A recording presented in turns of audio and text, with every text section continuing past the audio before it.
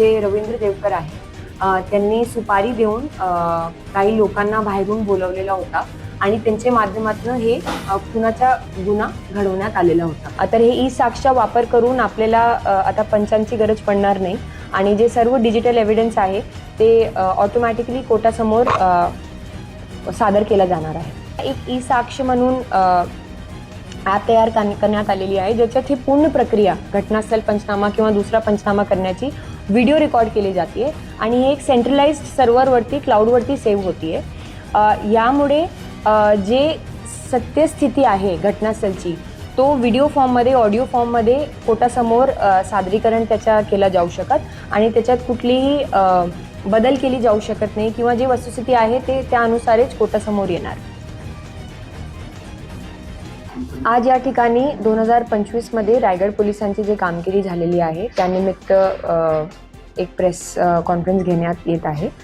या अंतर्गत पोलीस दलाची जे शरीराविरुद्ध गुन्हे आहेत त्याच्यात जे वाढ झालेली आहे ते शेअर करण्यात आला। सोबतच जे मालमत्तेविरोधात गुन्हे आहेत त्याच्यात डिटेक्शन रेटमध्ये आणि जे प्रॉपर्टी रिकव्हरीच्या प्रमाण आहे त्याच्यात जे वाढ झालेली आहे ते शेअर करण्यात आलेली आहे। सोबतच आपले जे कम्युनिटी पोलिसिंगचे जे इनिशिएटिव्स आपण हाती घेतलेले आहे त्याबद्दल माहिती देण्यात आली होती। नेमकं काय स्टेटस आहे, आपण जे ऑनर केली किंवा जे सुपारी देऊन आरोपी वापरण्यात आले होते याबद्दल काय सांगा? त्या केसमध्ये आतापर्यंत एकूण 12 आरोपी अटक करण्यात आलेले आहे।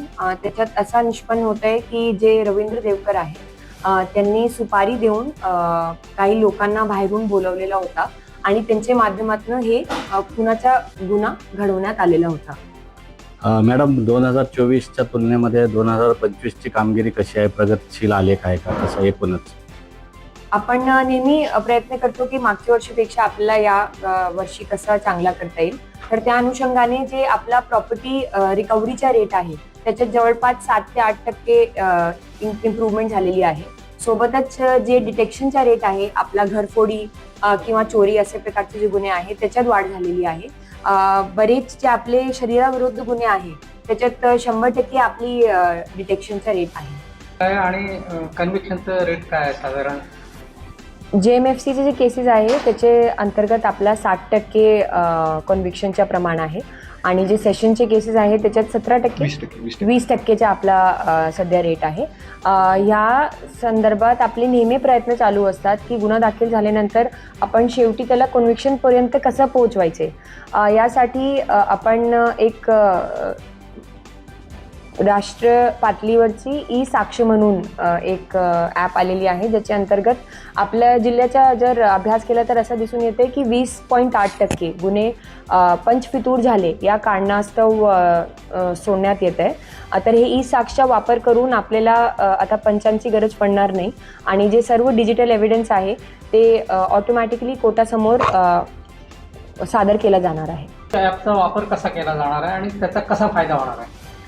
प्रत्येक गुन्ह्यामध्ये जे वेगवेगळे पंचनामे केले जात आहे, उदाहरण घटनास्थळ पंचनामा, अटक पंचनामा, सर्च अँड सीजर पंचनामा, याच्यात ट्रेडिशनली आपण एक पंच घेतो जे की खात्री करतात की एक इंडिपेंडेंट विटनेसेस असतात की याच्यात काही भानगडी नाही आहे, हे सर्व फेअरनेसने होत आहे।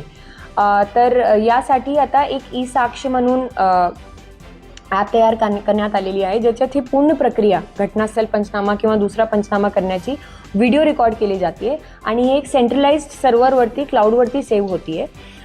यामुळे जे सत्यस्थिती आहे घटनास्थळची तो व्हिडिओ फॉर्ममध्ये ऑडिओ फॉर्ममध्ये कोर्टासमोर सादरीकरण त्याचा केला जाऊ शकत आणि त्याच्यात कुठलीही बदल केली जाऊ शकत नाही किंवा जे वस्तुस्थिती आहे ते त्यानुसारच कोर्टासमोर येणार।